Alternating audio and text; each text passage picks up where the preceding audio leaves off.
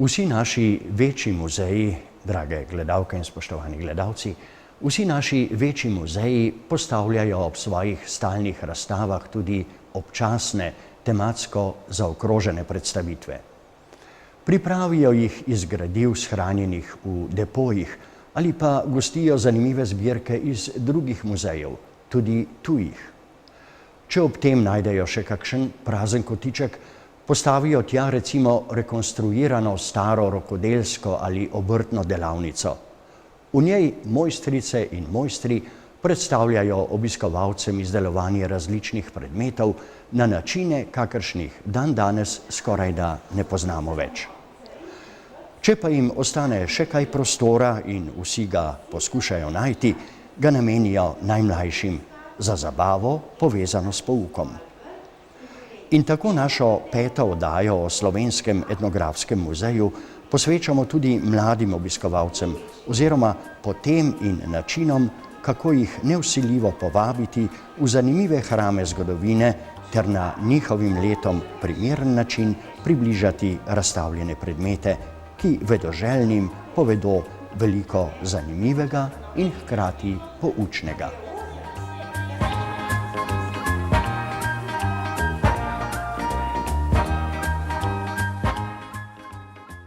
Če nekoliko pobrskamo po zgodovini razvoja muzejev, lahko kaj hitro ugotovimo, da zbirke v njih niso le nekakšna nema razstavišča starih predmetov, za katera muzealci priporočajo, da se jih je kot del kulturne dediščine vredno ogledati, pač pa, da so že najstarejše razstave kuriozitet v nekem smislu tudi poučevale in vzgajale.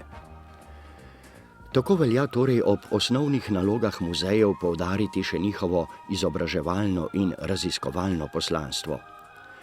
Zato muzealci priporočajo, da si zbirke, tako mladi kot odrasli, ogledujemo pod vodstvom kustosov, saj lahko strokovnjaki veliko podrobneje in bolj slikovito zaokrožijo zgodbe, ki jih razstavljeni predmeti in dokumenti le nakazujejo.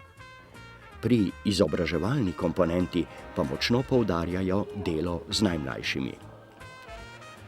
Vendar ob obisku muzeja, ki je za otroke sicer prava zakladnica skrivnostnih predmetov iz preteklih stoletij, potrebujejo le-ti tudi kar precej spodbud za opazovanje in seveda primernih pripovedi, ki naj bi pritegnile njihovo radovednost.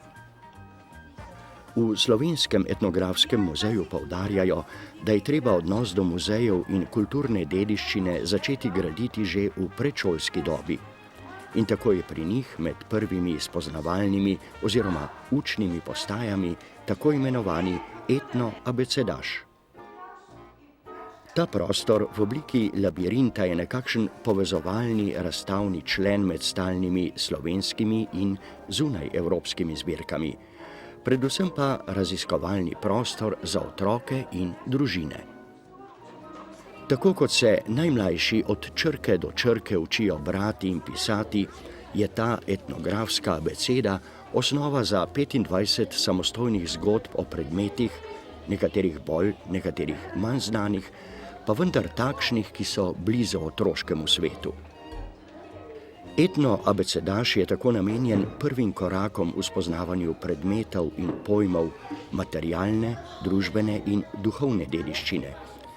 Je pisana paleta zgodb o stvareh, ki nas obkrožajo doma in v šoli, pri igri ali pri delu, ki jih videvamo vsak dan ali pa le pri babicah in v muzejih. Pred sprehodom skozi ta abecedni labirint izberejo otroci vsak svojo črko in dobijo tudi nalogo. V vitrinah morajo poiskati predmete, ki se začenjajo z njihovimi črkami.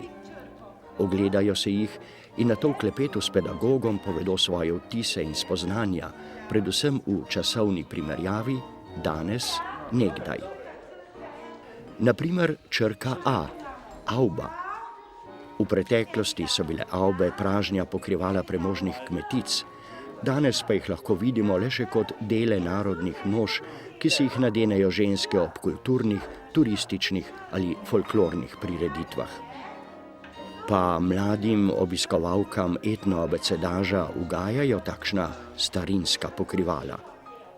Ja, to pokrivalo mi je všeč, ker imam jaz tudi narodno nošo doma in sem jo pokazala razredu. Zdaj nazadnje sem se obliklovanju, kaj smo imeli na šoli od Primoža Trubarja proslava tako. Osrednji prostor labirinta je namenjen črki I in tu v etnoabecedažu je I simbol za igro. Če smo bolj natančni, ne sicer za postavljanje gradov iz mivke ali za igranje badmintona, pač pa za tako imenovane namizne igre. Če otroci kakšne ne poznajo, se je kaj hitro naučijo, saj pravila niso zapletena. Osnove za igro Marjanca, na primer, so igralna plošča, vrtavka ter bele in rdeče kroglice. Igralec zavrti vrtavko, ta odbije kroglice na vse strani in čim več se jih ustavi s točkami označenih v vdolbinah, bolje je. Rdeča kroglica število točk podvoji. Gremo naprej. Črka P, popotnik. Kaj bi rekli o popotnikih, o ljudeh, ki se peš z bicikli, avtomobili ali letali podajajo na vse strani sveta? Ja, ne vem, nekaterim je to zanimivo, ker, ne vem, im je kot hobi, drugi pa se pravijo, da bi kaj odkrili. V vitrini s črko T je razstavljenih kar 129 vrst lesov, ki jih poznamo pri nas. 70 je drevesnih, ostali pa so grmovnice.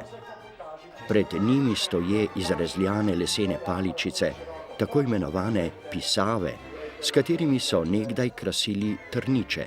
Spredaj pa so trniči, črka T.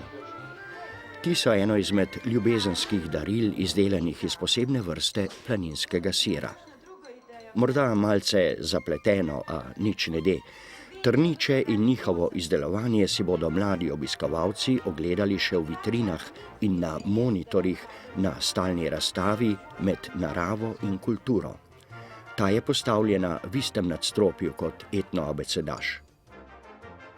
Priljubljena darilca med mladimi, ki so se radi videli, so bili torej nekdaj tudi trniči.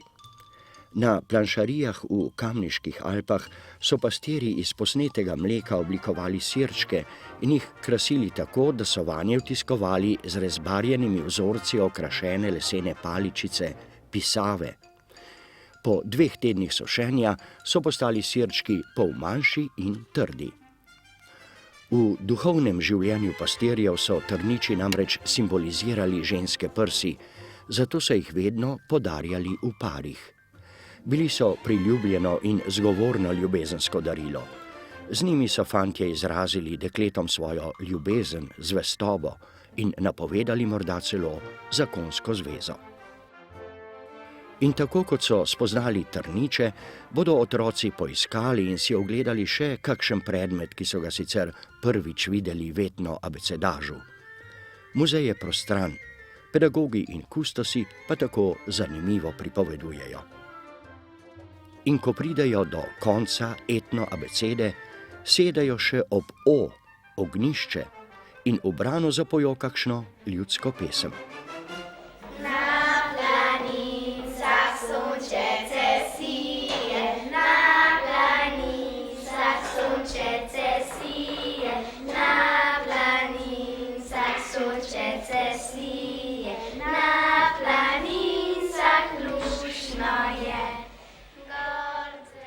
V marsikaterem našem muzeju pa so uveljavljene oblike dela z najmlajšimi že nekaj časa tudi tako imenovane muzejske delavnice.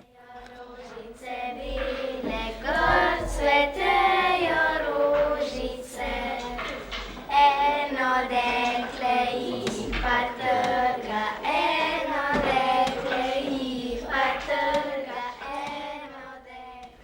V našem muzeju smo prav posebej pozorni do naše najmlajše publike.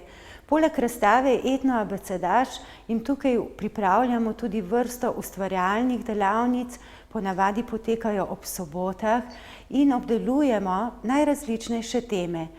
Naš muzej ima to srečo, da otroke v teh delavnicah lahko popeljemo tako skozi medgeneracijske odnose, da jih lahko popeljemo tudi do medkulturnih odnosov.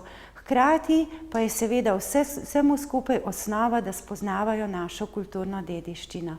Tukaj ustvarjamo panjske končnice, tkemo, oziramo se po praznikih koledarskega leta. Seveda pa v medkulturnem dialogu se oziramo tudi po kulturah iz drugih delov sveta.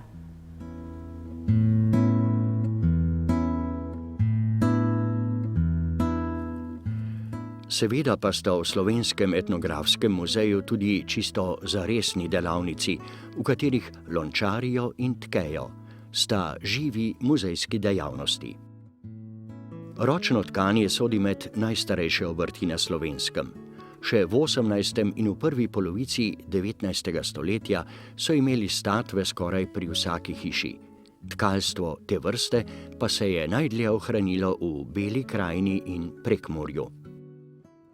Zaradi cenejšega blaga iz industrijskih tkalnic se danes z ročnim tkanjem ukvarjajo le maloštevilni, čeprav ročna izdelava tkanin na statvah ponuja neskončne možnosti oblikovanja, barvnih in strukturnih mešanj, različnih vezav, ponavljanj in vstavljanja različnih elementov. Tako gotova tkanina s svojo toplino in domačnostjo kar nagovarja na določeno uporabo oziroma na izdelavo konkretnih predmetov. Šalov, torbic, denarnic ali pasov, pa blazin, preprog in pregrinjal, na primer. Muzejsko tkalsko delavnico vodita tkalki, univerzitetni diplomirani inženirki tekstilne tehnologije Mojca Tomšič in Barbara Lapuh. Izkušnje v ročnem tkanju sta si pridobili s poznavanjem pisane slovenske tkalske dediščine, ki sta jo združili s sodobnimi smernicami ročnega tkanja. Osnovo za tkanje pripravita seveda na starodaven način. Na poseben lesen okvir, snovalo, navijeta niti, te pa morata nato vsako posebej vdeti v ušesca na tkalskih listih. Vodoravne statve, na katerih tketa, seveda niso muzejski primerki, stare so le kakšna 30 letja. Njihovi najpomembnejši deli ali srce, kot pravita, so tkalski listi. Za vezavo v platno sta potrebna najmanj 2, za bolj zahtevne vezave oziroma za večjo pestrost vzorčenja pa jih uporabljata seveda več. Tkalski listi so z zgornjimi in spodnjimi vzvodi povezani s podnožkami ali po domače s pedali. S pritiskom na enega izmed 6 pedal se polovica osnovnih niti dvigne, polovica pa spusti. Z uporabo drugega pedala se spusti prva polovica, druga pa dvigne in tako naprej. Nastaja osnova, pravokotno nanjo pa tkalka vdeva votek, to je nit navito na tkalski čolniček. Votek pribija z vilom in tako počasi nastaja tkanina. Dobesedno počasi, saj še tako spretne roke tkanja ne morejo pospešiti. Ročno delo pa zahteva svoj čas, natančnost, potrpežljivost in seveda znanje. Je pa zato vsak izdelek samo svoj, enkraten. Sicer pa lahko radovedni obiskovalci kar v ateljeju na dvojih statvah preizkusijo svoje ročne spretnosti oziroma tkalsko nadarjenost. Če pa jim ne uspe, lahko kaj lepega kar kupijo.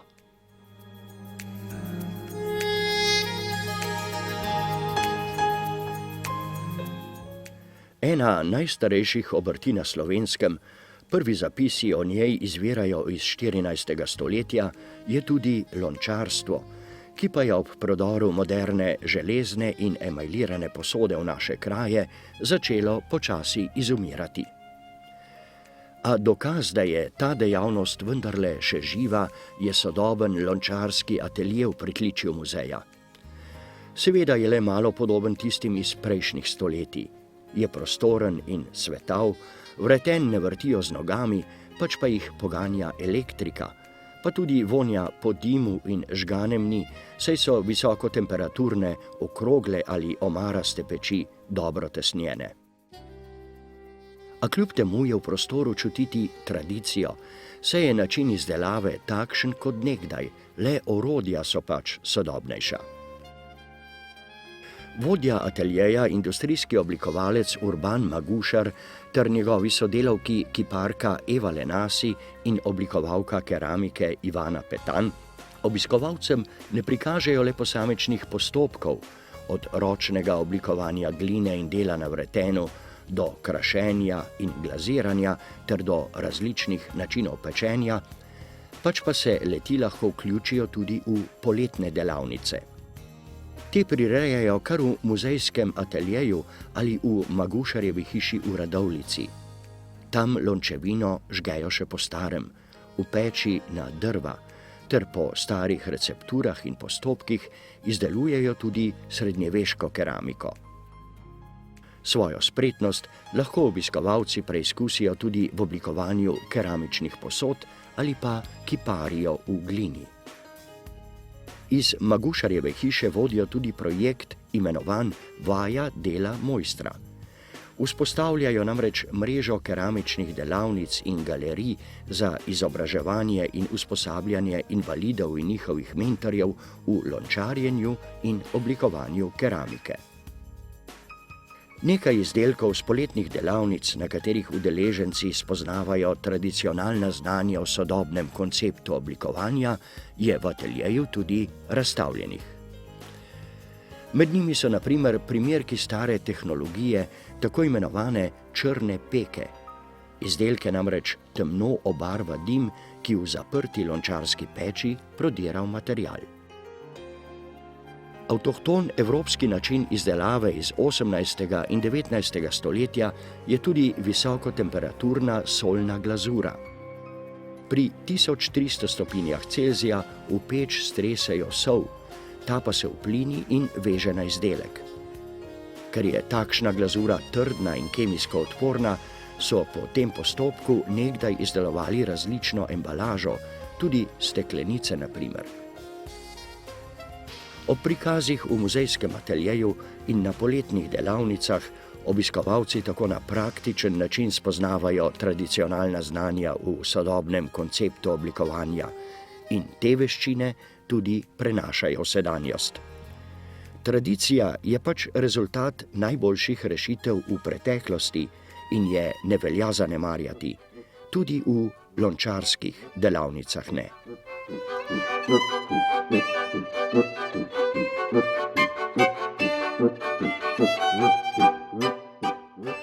Ob stalni razstavi med naravo in kulturo pripravljajo v Slovenskem etnografskem muzeju tudi občasne, tematsko zaokrožene postavitve, samostojne pripovedi o določenem obdobju, dogodku ali dejavnosti. Ena takih zgodb je tudi zgodba o zvoku in godčevstvu na naših tleh. Naslovili so jo Zvoki Slovenije, od ljudskih godcev do avsenikov. Pripoved pa se začenja že v pradavnini, v času, ko je kamenodobni človek navrtal kost jamskega medveda in prvič v zgodovini zapiskal vanjo. Med drugim je razstavljena tudi replika danes že znamenite koščene piščali, ki so jo pred dobrima 2 desetletjema našli v manjši kraški jami divje babe nad reko Idrico. To domnevno najstarejšo piščal na svetu postavljajo v čas zatona starejše kamene dobe. Stara naj bi bila najmanj 45.000 let. Čas do 20. stoletja ilustrirajo predvsem različni slikovni viri, ki segajo od motiva godca, ki igra na trstenke na vaški situli iz 5. stoletja pred našim štetjem, prek slovenskega opreklja, citram podobnega glasbila, pogosto upodobljenega na srednjeveških freskah v naših cerkvah, do samo na Slovenskem poznanih poslikanih panskih končnic z godčevskimi prizori. V začetku 20. stoletja pa so se na naših tleh izoblikovale tako imenovane godčevske skupine s podobno zasedbo glasbil, predvsem z violino, klarinetom in basom, ki pa se je od Rezije do Prekmurja seveda nekoliko spreminjala. Ti godci so igrali le za ples, praviloma brez petja. Večje skupine so bili tamburaški orkestri, predvsem v Beli krajini, ter prekmurske bande.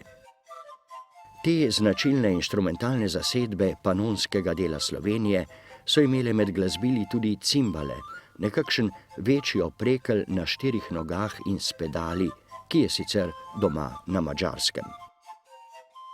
V tradicijo domačega muziciranja je usodno posegla harmonika, po domače tudi meh, še danes priljubljeno glasbilo v najrazličnejših zasedbah. Zlasti diatonična harmonika ali frajtonarca je v nekaj desetletjih tudi pri nas postala vodilni godčevski inštrument in hitro izpodrinila vrsto glasbil, ki so do takrat sestavljala tradicionalne ljudske inštrumentalne sestave. Tako je na primer na porokah odtlej zabaval svate le en godec, ki je bil mnogokrat hkrati tudi humorist. Fotografija značilnega harmonikarja zabavljača je nastala leta 1915 na Vranskem. Med številnimi razstavljenimi harmonikami sta tudi ena najstarejših ohranjenih na Slovenskem, izdelana pred letom 1880, ki je v zasebni lasti, ter desetletje mlajša, sicer pa najstarejša med harmonikami v zbirki Slovenskega etnografskega muzeja. Za prva desetletja 20. stoletja je značilen tudi hiter razvoj cele vrste novih zvočnih iznajdb, med njimi fonografa, radia in gramofona. Te so utrle nove poti hitro rastoči svetovni glasbeni industriji ter pomembno so oblikovale tudi podobo naše domače glasbe. Tudi Radio Ljubljana, ustanovljen leta 1928, je ob klasičnih glasbenikih k sodelovanju vabil tudi razne godčevske skupine, harmonikarje in ljudske pevce iz vse Slovenije. Sprva so peli in godli kar v živo, saj so prve posnetke začeli na radiju vrteti šele po drugi svetovni vojni. Po letu 1930 na ljubljanskem radiju skorajda ni bilo dneva brez nastopa harmonikarja Avgusta Stanka. Lastnih skladb sicer ni pisal, igral je le ljudske viže, ki jih je znal spretno harmonizirati in zaigrati z njemu lastnim mojstrstvom. Na slovenski glasbeni sceni se je popularni gustl obdržal več kot pol stoletja. Predvsem po drugi svetovni vojni je radio močno posegal na področje ljudske glasbe in jo skušal čim bolj približati poslušalcem. S tem je povzročil enotenje prej raznolikega kulturnega prostora, izvajalce pa spodbujal, da so se trudili biti avtorski, prepoznavni in všečni. Rodila se je narodno-zabavna muzika. Novi ansambli so sicer poskušali slediti zgledu domačega inštrumentalnega godčevskega izročila, vendar so komponirali svojo muziko in zanjo pisali avtorska besedila. Radijske zvezde so se selile na odre pred občinstvo, se oblačile v ljudske noše in začelo se je klasično obdobje slovenske narodno-zabavne glasbe. Resnični zvezdi tistega časa, priznani doma in na tujem, sta bila ansambel bratov Avsenik in ansambel Lojzeta Slaka. Slavko in Vilko Avsenik sta ansambel ustanovila leta 1953. S harmoniko, klarinetom, trobento, kitaro, basom ali baritonom in pevskim duetom ter s tresočim igranjem na tipke harmonike